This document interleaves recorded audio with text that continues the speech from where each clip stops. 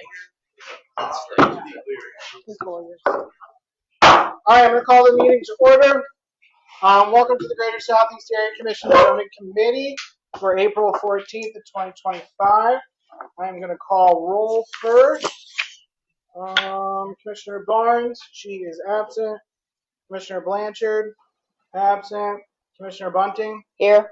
Commissioner Calhoun is absent. Commissioner Murray, Here. Member Foss, here. And Member Carmichael is not here. As of right now, 1, 2, 3, 4, we technically do not have quorum until Commissioner Blanchard walks in the door. If you are able, we're going to stand and say the Pledge of Allegiance.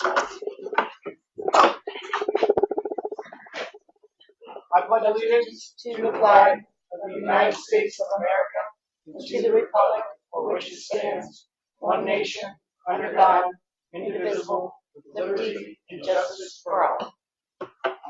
Can she get in? I think someone's working there.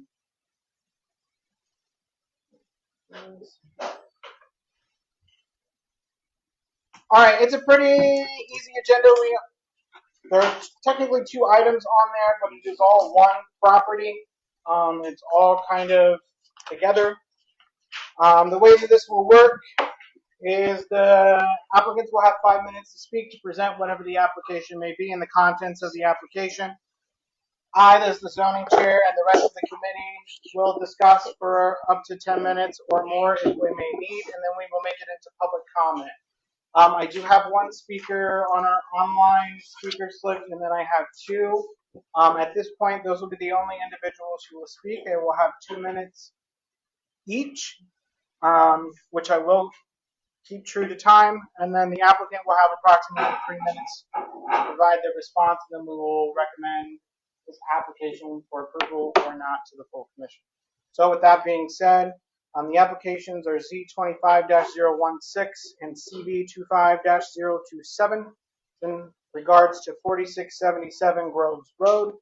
They're requesting to change the zoning from limited manufacturing to just LM-2, and they are requesting variances to 3367.2b, 3367.15c, 3321.09, and 3312.43. So with that being said, the floor is yours.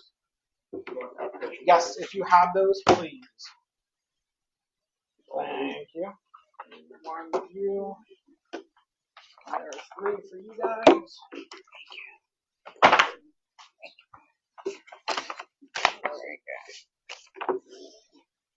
And then you've got 5 minutes to present the application. All right, so my name is Zach Walker. I'm an attorney at Plank Law Firm, here to present the rezoning variance application on behalf of Marshall Acquisitions. This is a property of approximately 15 acres. Seems like you're all very familiar with what it is. Our client began purchasing this property in 2014 and finished it last year with purchasing Commerce Center Drive. So he also owns the Shell gas stations and owns property to the west, which is 4645 Groves Road, and he had a similar rezoning and variance application that was passed for this. So we brought this for 2 reasons. First, I want to mention that the property in its current form is essentially the way it's been. There's no expansion of the uses. This is more about technical requirements and the zoning code and the procedure of which we need to go through.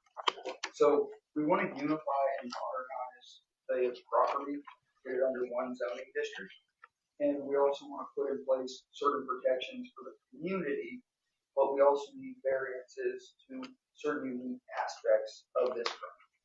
So the reason it needs to be unified and modernized is because it was originally 4 pieces: Eastland Commerce Center Drive, the western portion, Brooksby, and the eastern portion. These had different zonings, and now they're combined. They operate as 1 property, 1 function, and so we want 1 consistent zoning for that. Why we want to take the LM and the M2 and turn it into LM2. Again, we're not expanding the uses, nothing is changing. It's to get this in a good unified residential area within the zoning code.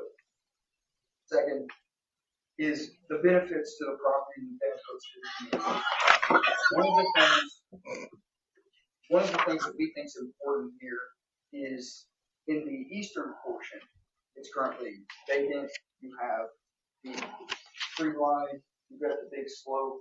We want to establish a buffer zone that is over the actual setback requirements so that this area can't be developed for another reason for it to be developed. They can protect that neighborhood that sits on the east side.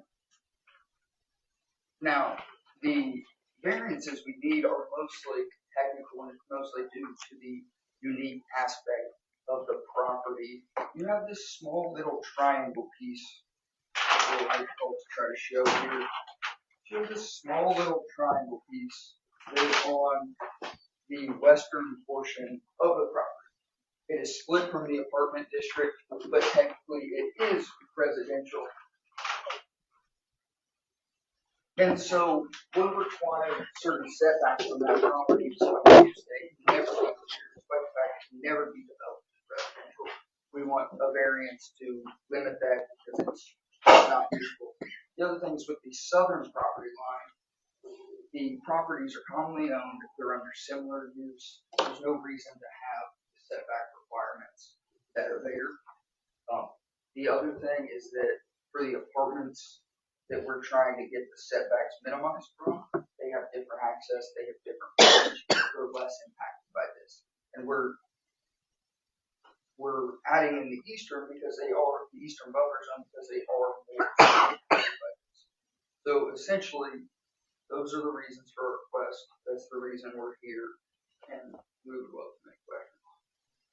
Thank you. I know, obviously, the first question is going to be, with the rezoning, does it open the opportunity if the applicant wanted to expand eastward to do so up to the property line, or does the application that you're presenting instill basically in law that where that is now? When you're talking eastward, are you talking all the way to the apartments? Is that what your question was? These are houses. Yeah, it would be up to that. These are the So we'll save public comment for public comment. There's going to be No. So yes, this is where the eastern buffer zone comes in, because it's going to be an 125-foot setback this direction. Okay. That will be undevelopable within. Okay, so it'll stay as is. It'll stay as Correct. Okay. And that is there's a limitation text that's included with it. Right. And that gets legislated as part of the rezoning. And that specifically states that area has to remain. Okay. I just wanted to confirm. Yeah. Just so everyone can hear that there still would be that 125-foot buffer. If I remember correctly, zoning is just to conform that main parcel right there that's up against Grove Roads and the parcel to the south, correct? Yeah, the area. Go back to the other. Yeah, it's the parcel closest to the area highlighted in red. Okay. The semi-parking. Yeah. Because I do remember it came before, and we did allow the expansion to the south because it didn't go anywhere additional to the residential, and it was kind of landlocked in anyways. Yeah. And I just want to confirm, just so it's verbally said, this has nothing to do with what's going to be in that triangle in the southeast that's currently all basically greenery. Yes, that's owned by the city. Okay. Parkland. There's no expansion. Okay. Does anyone else in the committee have any questions?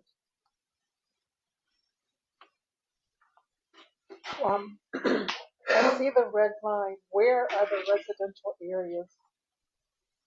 The variances or so this is a residential area, and then this is a residential area. Okay. And does he own the property on the other side of the red line? That right Yes. there? Okay.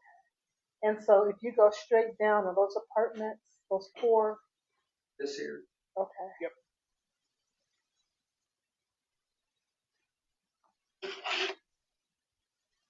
one thing that's important here is that the apartment buildings are actually quite far from the property, and they got a tree line. One of the bigger issues is having that little tiny triangle piece that was left from the road. I mean, it's less than 0.05 acres. Nobody can ever do anything with it. It's just more hindrance to the property owner than anything.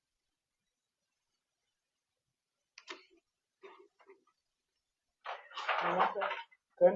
Anyone else have any questions? I just want to see for clarity, you said that there's those homes are over here to the right, and there's going to be a separation there, a setback, so that it's, That area will not be developed.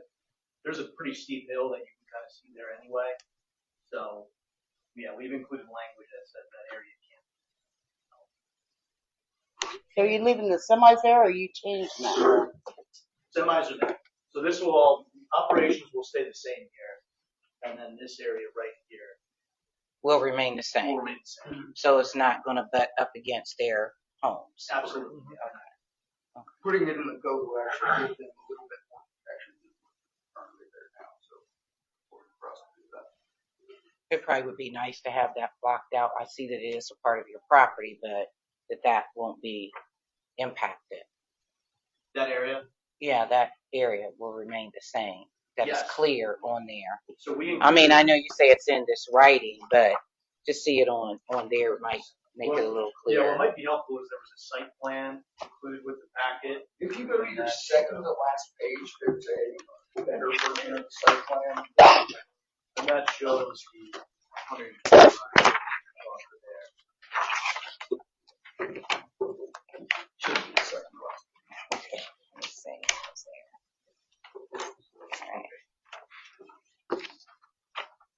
All right. On this one here? Yes. This one here? Like here? It's a little small. Yeah. So it's I'm like- right, it's this side right here, so you can see right there, that big black line. That's the area that we're saying. This, Even all the this, big between Um, here and there. Or Yeah. just this strip. Based, Because their homes are here. Yep, yeah.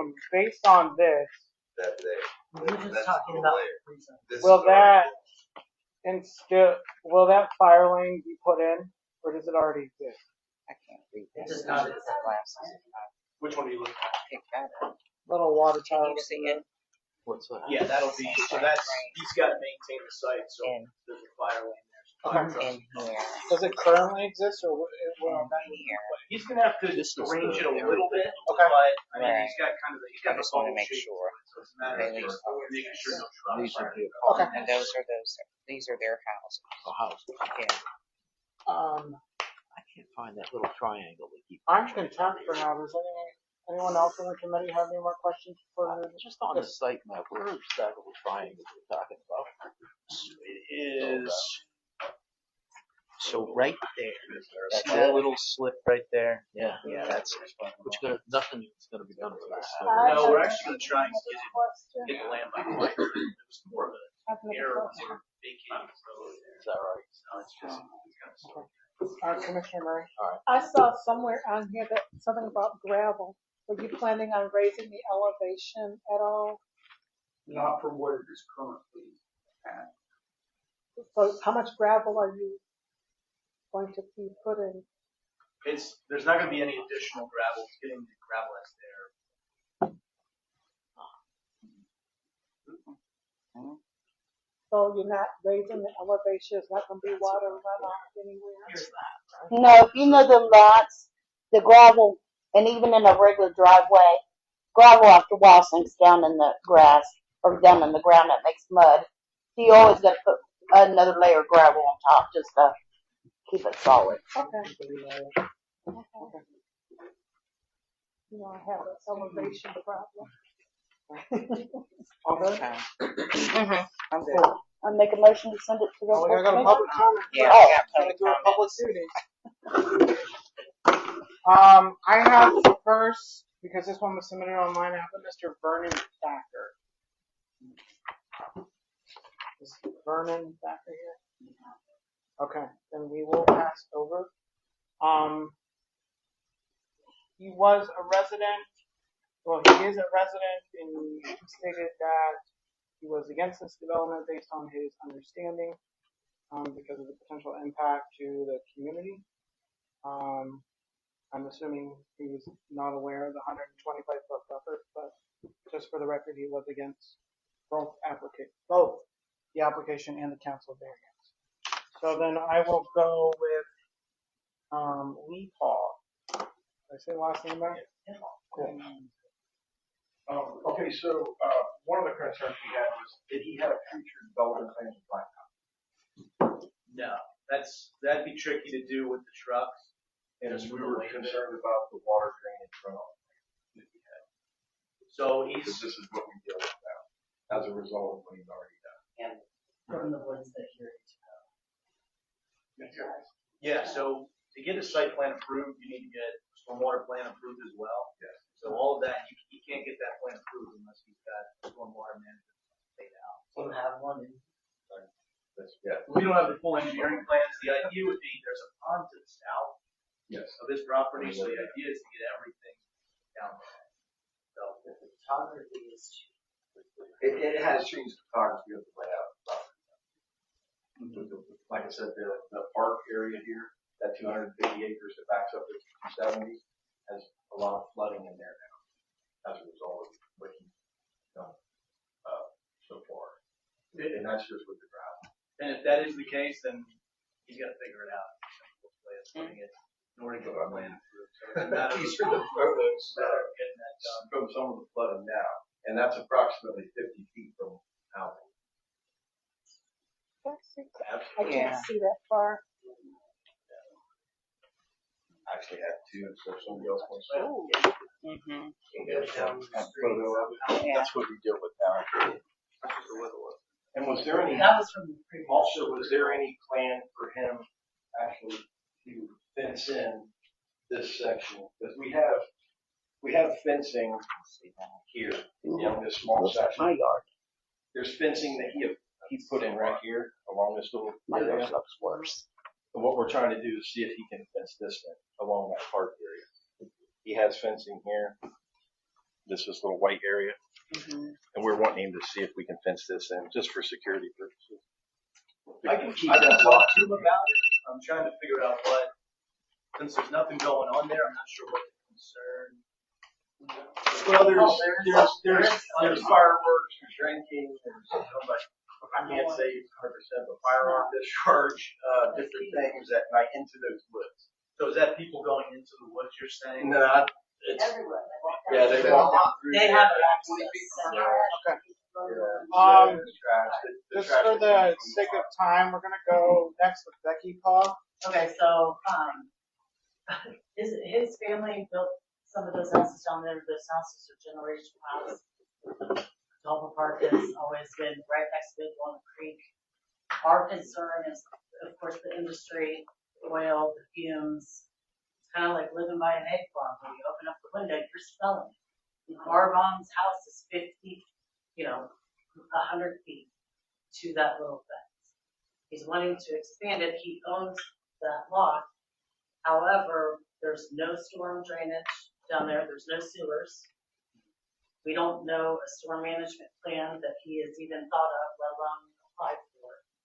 And we want to ensure that that 120 feet or whatever it is of those woods don't get ripped out again because it changes the topography of the floodplain. And you can see the EPA has this area as a floodplain, as a major floodplain. So all of those who have lived on this side our whole lives, when JCPenney got built, it changed the photography, those woods. These are the backside of those woods. It matters for people who have leach beds. We don't have sewage down there. So when you've got trucks and runoff and fumes and broken down things and Big Walnut Creek, we are in a cesspool. That is not kind of, you know what I mean? You can tap into city water, but sewage and drainage are still leach I think fields. there's still wells. So, and we do have wells. No, absolutely. I mean, So we need him to be aware of that and to see if he can add into his plans, there will be no development in that 100 where Baines Drive is supposed to be. He will fence off, and I know that's a zoning application. This is maybe a different thing, but it is a safety concern. Her mother is 70, some years old. yeah. The fumes, she can't open her windows, she can't freely sit outside without truckers looking at her. She feels unsafe. And it's not because of the industry or certain people, but you gotta understand generational people are there, elderly are there, Yeah, we'll see. you know. I'll There's ask not about, any sidewalks. we'll ask about the fence. Okay. And I'd like to know of the storm drainage plan, and we need our address updated in your guys' record so we can get proper. We'll take a look at that. Stormwater stuff is separate from this. It's Right, and I understand that, but a duty as a business owner, he's got multiple businesses, he knows how this works. Okay. I do want to build on to that. Kind of one of the reasons why we exist is to be able to kind of barter for some of these things. Right. And we've successfully bartered with apartment complexes getting security cameras and redoing some of their placements and things of that sort. So, Well, the city has a proposal, just FYI, for a walking path down there. yes, yeah. So this is another thing, he will need to secure his property anyway, eventually, because it will go through city property. Correct. And I kind of want to build off of that. I don't know between now and Tuesday. I will not be here for the general meeting, but do you believe that the applicant? I have driven over there. I do know that those front two lots are fenced off. Up front, I am probably aware the applicant is under the impression that the tree buffer is probably fencing enough. Do you think at Tuesday, we could potentially, if we move it out of committee, if there could be an answer on whether he is willing to just fence on the rest of it already? Because, like she said, we do have a trail that is coming in that is very important to us, and it would create a safety issue to not only that trail, but for folks on the trail. I mean, we're talking kids. Kids are curious, things of that sort. So, would that be possible to have an answer by Tuesday for the full committee, if you'd be willing to do that as part of this? And I think one thing too that's kind of added a layer to this is he bought what was Eastern Commerce Drive, and he owned everything around it. Right. So I think the plan is, might have done it already, wants to fence that off too. So this would all function. He's cutting them trees down and putting gravel over top of that woods line that you said between our lot and his house, our house, and the top to make it smaller trees and more gravel. That's why you see all that gravel added to on the paperwork and all that. On that tree line, my assumption is if he's doing that right there, it's to create that required fire lane by Columbus Fire, which would be right. Tree line down. We're trying to have a different tree. But His area. just to continue, I personally would like a commitment on, as part of this, is getting that fencing, because that trail is coming in the next year or two. Yeah. I mean, talk about it. it's perfect time to do it. And then as far as the stormwater drainage, I'm assuming with the zoning application portion, this is going to public service. Have they provided any feedback yet on what would have been submitted or what they're requiring? So we did a site compliance review. They Okay. said as part of this, you called the CC plan, stormwater Right. plan. We have an engineer who's analyzing everything. That site plan can't be approved until the city has approved a separate stormwater plan that shows, hey, here's your pension pond, and it covers all your impervious. Do you have somewhat of a rough ETA on when that might be done? It's a pretty sophisticated process. I'd say it's going to be a couple of months, honestly. And it's just a big ordeal, figuring all that out. So if we were to table this until we get that information, I'm assuming this is not going to impede your operations because you're currently operating fine, right? It would just be still not conformed as you were. yeah, I mean the thing is they're two separate processes. Right. So I don't know what I don't know why, I don't know what's slowing the zoning down. I mean, either way, we have to get both approved, right? So it's not like the engineering provides any more to the zoning aspect. But you're not giving us. It's just, You guys are just talking. Well, they need to get a stormwater plan approved. Right. But you're just saying you're looking into it. There's no guarantee with anything you guys are saying. But if they don't get it approved, the whole site's dead. correct. So, is this process being initiated by the applicant, or is this process being required by the city to conform to the property? This is, so he got a violation for the gravel. Okay, That was so why they said 311 violation. You need to get a site. Okay. That's what. We have had a former situation in which something was required by 311, and we have tabled just until we got, the information that we kind of wanted, and it won't impede. It didn't impede their operations or their ability, so long as you're currently in the process. If I personally, and I don't know if this is the rest of the document, would feel more comfortable if I had the stormwater plan, just because of where it is, as well as an answer with commitment on that fence because of what's coming. I would feel more comfortable doing it until that information. I can get in contact with the city this week and kind of let them know where we're at with that process.